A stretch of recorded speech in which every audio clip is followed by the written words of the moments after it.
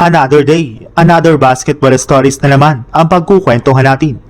At ngayon nga ay pag-uusapan natin ang balitang questionable na nga pong future ni Giannis Antetokounmpo sa Milwaukee Bucks at ang balitang muntik pa nga pong madaya ang Los Angeles Lakers laban sa Orlando Magic. Nagawa nga po ng Milwaukee Bucks na ma-upset ang Phoenix Suns sa kanilang game ngayong araw sa score na 108-105.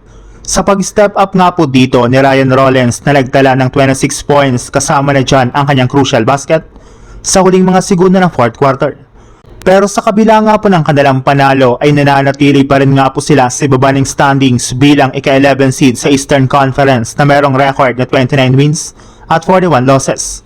Napakalayo na rin naman nga po ng agwat nila sa ika-10 seed na Hornets. Ibig sabihin, imposible na nga po na makahabol pa sila sa play-in tournament kaya expected na nga po na malalaglag ulit ngayong season ang kanilang kupunan.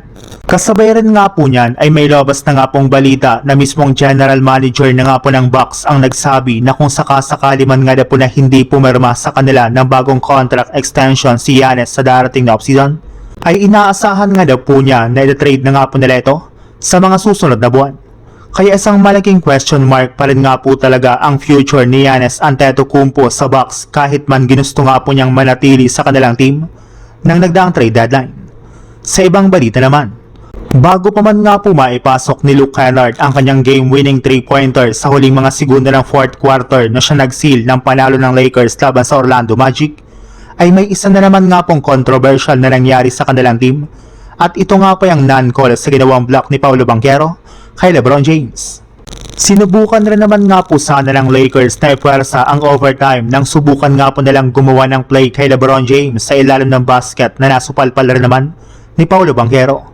Pero hindi rin naman nga po nag-agree dito si LeBron at ang buong Lakers dahil hindi rin naman nga po bola ang natamaan ni Banchero bagkus forehand nga po ni LeBron ang natapik nito.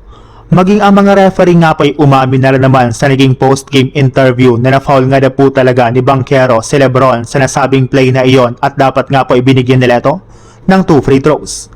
Muntikan pa nga pong madayo ang Lakers sa kanilang laro laban sa Orlando Magic.